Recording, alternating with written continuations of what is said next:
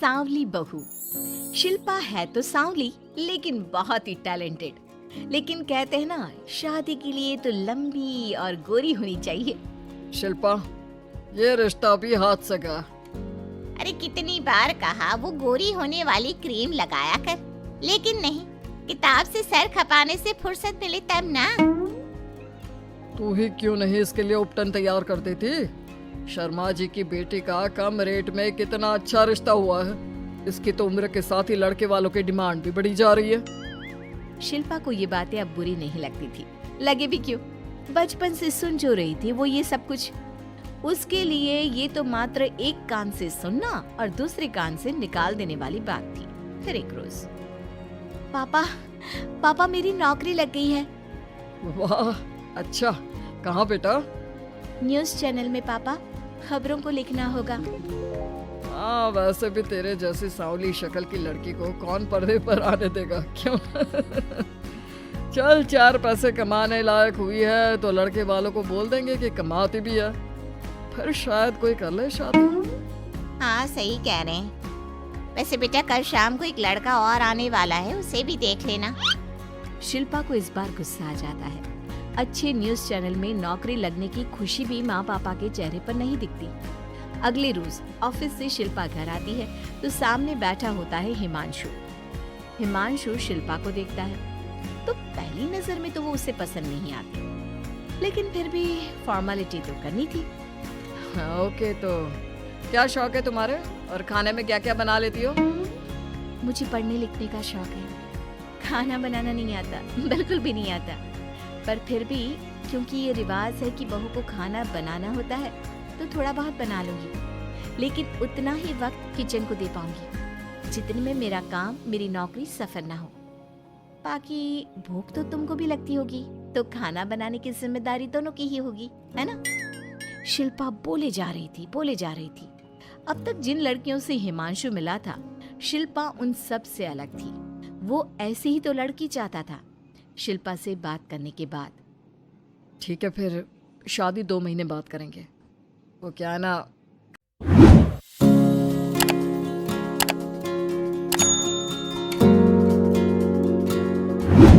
खाना बनाना भी तो सीखना होगा ना। मुझे मंजूर है। शिल्पा को भी हिमांशु अच्छा लगने लगता है। दोनों की शादी हो जाती है, लेकिन शादी के बाद से ही हिमांशु का परिवार शिल्पा के रंग को लेकर कई बातें बनाता। क्या बात है हिमांशु, क्या कमी हो गई थी जो ऐसी काली सी बहू ले आया? काली तो नहीं है। हाँ, मेरी शिल्पा का रंग हल्का सांवला है। वैसे आप तो कृष्ण की भक्त हैं, जानती है ना, उनका रंग भी सांवला था। अब सांवले रंग के कृष्ण की पूजा तो सांवली मेरी बीवी खराब कैसे? बात तो सही भी थी। क्यों सांवला रंग खराब माना जाता है? शिल्पा पति का तर्क सुन रही थी। थोड़ी देर के बाद, क्या बात है, शब्दों का जादू आ गया। क्या तर्क दिया आपने सांवले रंग के समर्थन में? तो क्या तुम ही पत्रकार हो? अरे तुम्हारा पति भी कम नहीं है। शिल्पा रोज एक नई तरक्की छू रही थी। कभी विदेश दौरा तो कभी बड़े बड़े लोगों का इंटरव्यू।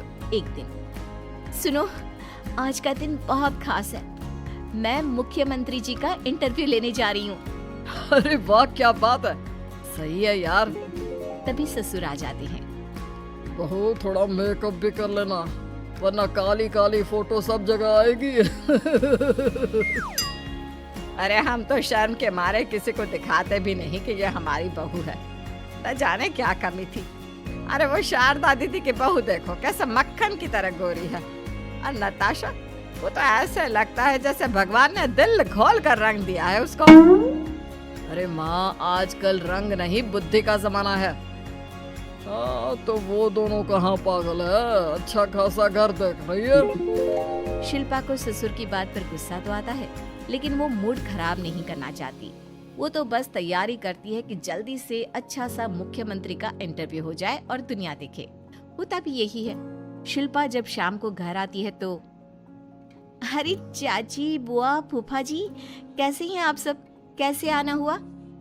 शिल्पा को आसपास के लोग भी देख रहे थे। वो भी जानती थी कि उसने जो इंटरव्यू किया वो कितना वायरल हो रहा है। अरे बहू बड़े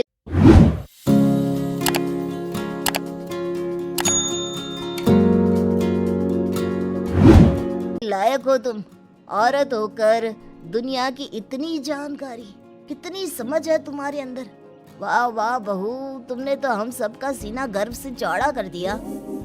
सास ये सब देखकर सोच रही थी कि भाई ऐसा भी क्या हो गया, इन्होंने तो बहू को हीरो बना रखा है। मैंने तो शिल्पा को उसी दिन समझ लिया था जब पहली बार मिला था। मैं तो जान गया था कि ये लड़की अलग है। कितनी प्यारी आवाज है इसकी और समझ भी लाजवाब। तभी बुआ सास बोल पड़ती है। और एक हमारी बहू है, सारा दिन टिकली बिंदी पर ही लगी रहती है। अरे दीदी, न जाने कौन कौन सी क्रीम लगाती है, अब तो चेहरे पर फोड़े भी निकल गए। कितनी बार कहा कुछ पढ़ाई आगे करके दुनिया में नाम कमाओ, लेकिन नहीं, बस सारा दिन शीशे के सामने खड़ी रहेगी। कोई बात नहीं फूफा जी, वो भी किसी की पसंद हो सकती है। हम लोगों का क्या, एक काम अच्छा कर दिया तो पूछ लिए गए, नहीं तो जमाना तो गोरी सूरत की ही तारीफ करता है। क्यों माँ जी? हाँ हाँ, वो क्या है ना, मैं जरा पानी लेकर आती हूँ, तू बैठ बहू। हाँ हाँ बहू, तू तो बैठ। वो क्या है ना, आज तो तुझसे बहुत सारी बातें करनी है। ये बता, कैसे दिखते हैं मुख्यमंत्री जी सामने से? जैसे टीवी में दिखते हैं वैसे ही दिखते हैं क्या? आए दिन लोग शिल्पा से मिलने आते, उसे अपने स्कूल या दूसरी जगह पर चीफ गेस्ट बनाते। ये सब देखकर पति तो खुश होता, लेकिन सुंदर बहू का सपना सास की आंख से उतर ही नहीं रहा था। फिर एक रोज, शिल्पा, पापा कहाँ है?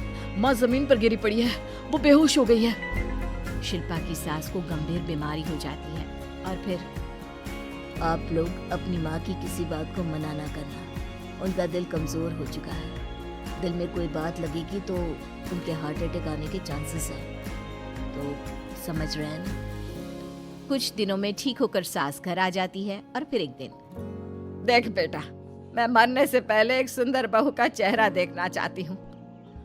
अरे मैं नहीं चाहती कि तू इस काली कलूटी के साथ रहे, छोड़ दे इसे। अरे कल को तेरे बच्चे भी ऐसे काले पीले पैदा होंगे और फिर हमारा खानदान देखने लायक नहीं होगा। शिल्पा सुन रही थी, वो परेशान हो रही थी। वो सोचती है कि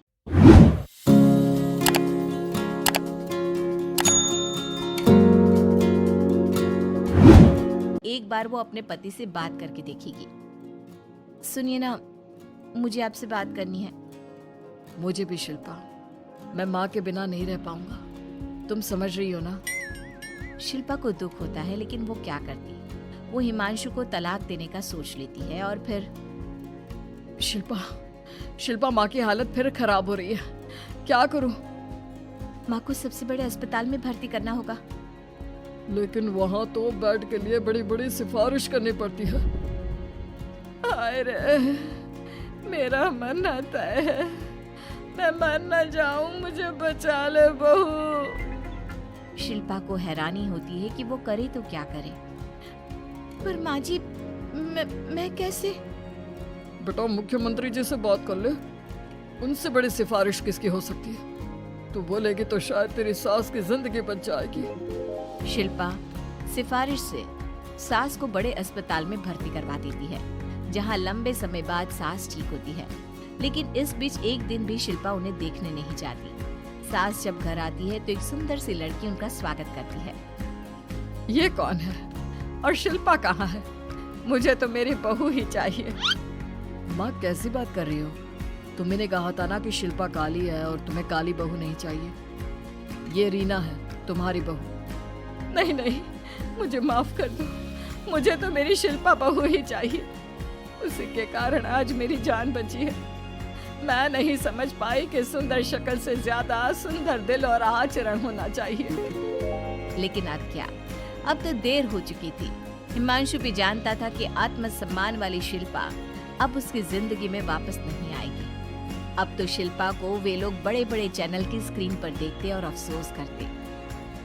शिल्पा चाहती तो कभी तुम्हारे लिए सिफारिश नहीं करती। अब तो आसपास के लोग भी घर नहीं आते। लोगों को लगता है कि शिल्पा ने हम लोगों को छोड़ा क्योंकि हम उसके लायक नहीं थे। सही बोल रही है माँ, हम ही तो उसके लायक नहीं थे। शिल्पा जैसी समझदार पढ़ी लिखी दुनिया की समझ रखने वाली लड़की को मैंने छोड़ा सिर्फ आपके कहने पर। अब ये गोरी लड़की आपकी बहू हो सकती है लेकिन मेरी बीवी कभी नहीं। हिमांशु वहां से चला जाता है।